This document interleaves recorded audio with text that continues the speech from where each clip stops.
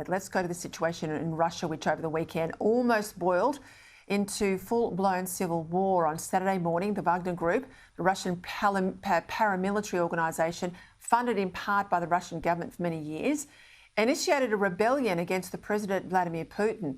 The group seized control of the Russian southwestern city of Rostov, which is near the Ukrainian border. They were advancing north towards Moscow when their leader, Yevgeny Prigozhin, stood down and then withdrew his troops.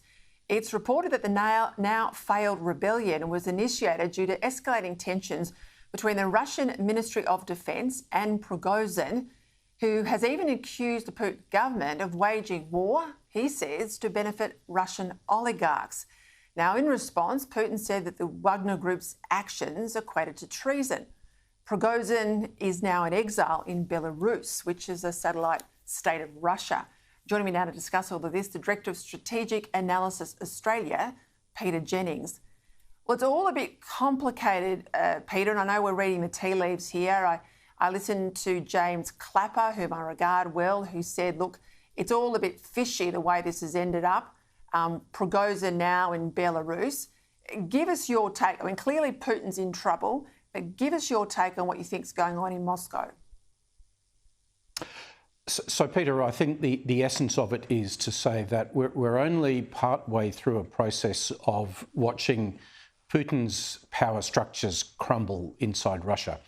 I think of the analogies of the Russian military rebelling in 1917 before the revolution.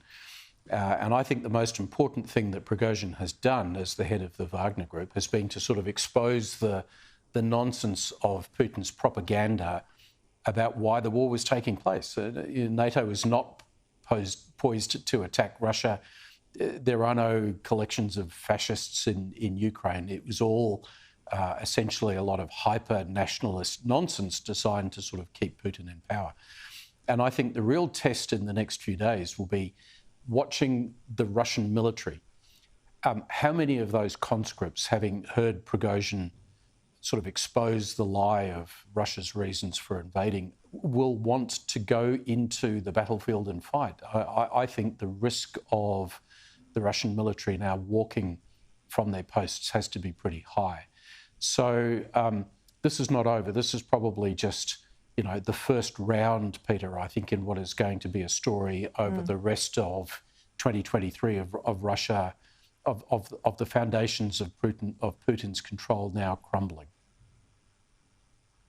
So just let me pick up that point you were making there about the troops. So the troops that marched out of Ukraine on their way, but didn't get there, but on their way to Moscow, before they were stood down, have they gone to Belarus or are they expected to go back to the Ukraine war? And are you saying that that's the grouping, the Wagner grouping, that may well not return to the battlefront?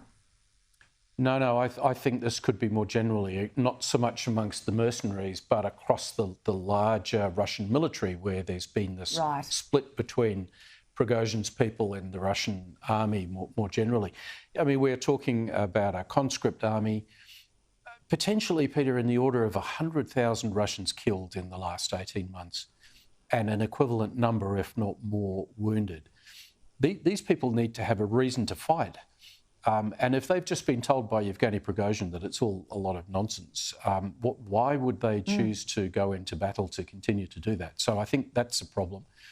Then I think there's the question of, what happened with this march on Moscow that stopped a couple of 100 miles short.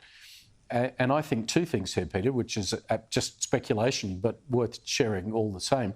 One is that group driving down a highway is clearly a target, in just the same way that the Russian military going down those highways towards Kyiv 18 months ago was a target.